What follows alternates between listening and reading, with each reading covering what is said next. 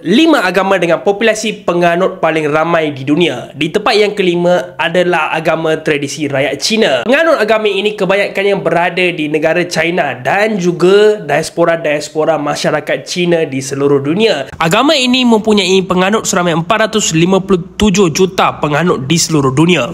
Di tempat yang keempat ini adalah agama Buddhism.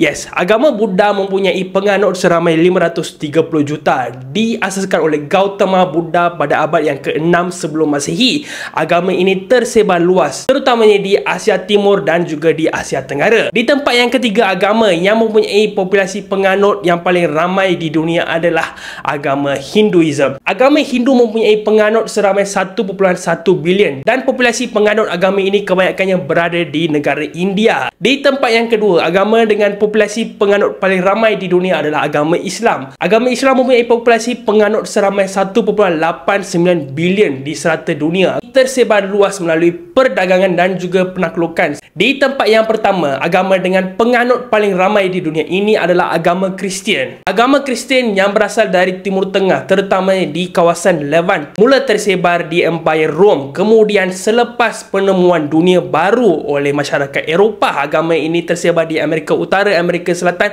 dan juga di benua Afrika. Agama ini mempunyai penganut seramai 2.5 bilion penganut di serata dunia.